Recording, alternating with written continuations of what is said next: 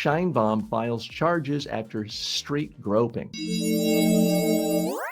According to the Times, Mexico's President Claudia Sheinbaum filed a police complaint after she was groped in Mexico City's historic district, an incident captured on video and shared widely. If I don't file a complaint, then what message does that send to all Mexican women? She said at her daily news conference. Harassment is a crime in the capital, but not nationwide. Sheinbaum urged a review so women across Mexico can press charges as she did. She said the man who was arrested appeared intoxicated. Well, that's not a surprise, and had accosted other women the same day. Despite criticism over limited security, she vowed to keep mingling with citizens. We can't be far from the episode sparked a wider debate about women's safety, reporting obstacles, and the line between visibility and vulnerability. The larger point is painful and familiar. What was caught on video reflects what many women describe as everyday harassment, even in broad daylight. Okay, what's the real message here? Crepes everywhere, you're on notice. The days of just grabbing people, doing whatever you want and getting away with it, yeah, it still happens, but it's so much easier to be caught because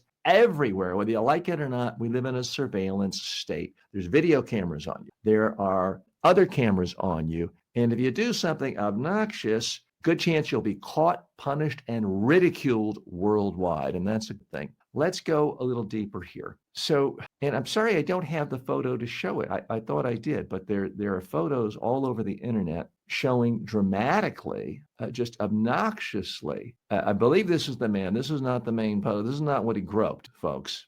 He was groping and in a very inappropriate place to grope a man or a woman, shall we say. And he was caught. They're filing charges. The president is filing charges. Good for her. Good for her. That's the main point, I have to say. It does seem bizarre to me, and I'm sure many of you who are women watching this will say, well, TJ, that just shows you are in a bubble. That's your perspective. And I admit that. I agree. I don't really have a problem with people groping me. Although I will tell you, I don't mean to make light of it. I was groped once when I was about 21 years old, driving a car, and a friend of a friend who I was giving a ride to another party, he simply grabbed me, shall we say, down yonder.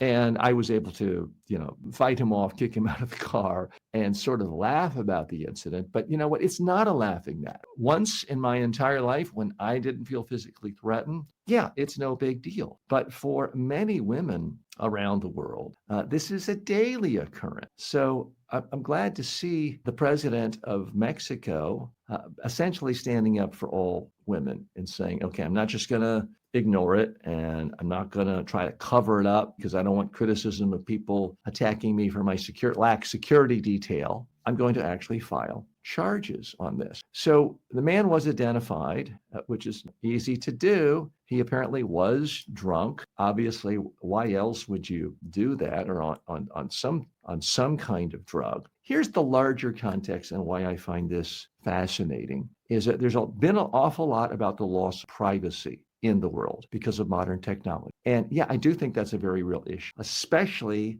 as you and I continue to give so much information to chatbots and to Facebook, where they then harvest all that data about us and then sell it to advertisers for the rest of our lives. That's a big problem. I am less troubled by video cameras and other cameras out in public everywhere recording things. Could it be used inappropriately? Could people be extorted because they're caught having an affair or something like that? Yes. But it's also an absolutely fantastic way to catch criminals in the act. Because in the olden days, if you are trying to indict a criminal and you say, well, this witness says they saw him this, and this witness says they saw him attack this person, the other side could say, well, I've got a witness saying, the suspect was home in bed. It's much easier to indict someone today when you can say, okay, here's the suspect. We think this person attacked this person over here at 12:02 a.m. on this street corner.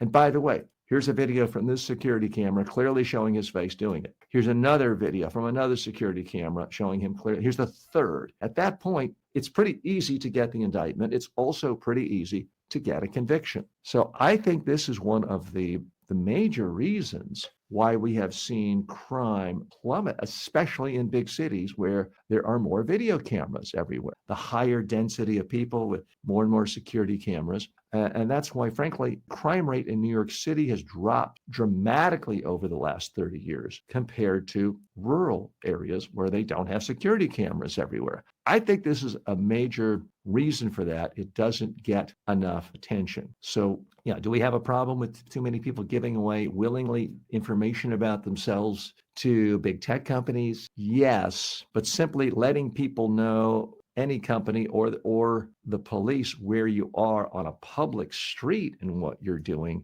to me that is the least offensive violation of your privacy. Let's look at some more facts here. There are geotag network cams that help police identify suspects, and patterns very quickly. There are 500,000 cameras, an entire network in the Bengaluru network, 500,000 cameras. The other factor is most people these days at some level know you're in public, you're being watched. And I happen to think just the knowledge of that creates better behavior. Now, there was a time, I'm not saying I would ever do it, but let's say 30 years ago, your paper's not delivered, your next door neighbor paper is delivered, and you're in an apartment building, it's 4 feet from your door. It was pretty tempting to just say, oh, let me pick it up, read their newspaper for a couple minutes, put it back down. Most people I know would be afraid to do that now because you're fearful that it will be captured on video. Someone sees it.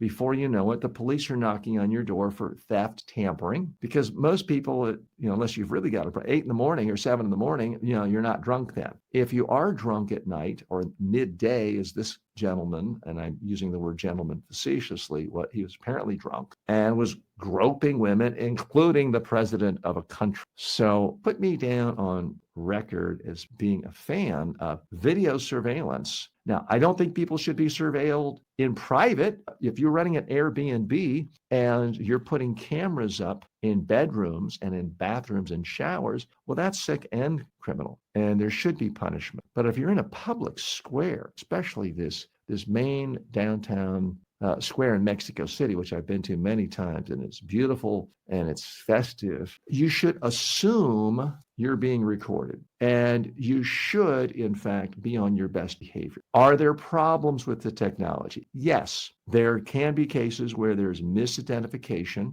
of faces. Let's admit it. Some faces look more like other faces. There's also the problem of skin tone, of sometimes the cameras not accurately seeing and capturing people of especially darker skin tones. That could be a problem. There's a problem. Someone could be falsely arrested. But again, with other aspects of technology, with geotagging, if someone just like me is seen, and I wouldn't do this obviously, but if someone who looks just like me is caught groping the president of Mexico yesterday at 9 a.m., I could simply show the police my cell phone, and it would see the geolocation of my cell phone, and I could show that I was on it. Plus, I could show the fact that I'm right here in the studio with you. So there are other technology fixes for this as well. Anyway, I'm sorry the president of Mexico has to go through that. You would think your career gets to the point where you have the most prestigious, powerful position in an entire vast country like Mexico and bodyguards,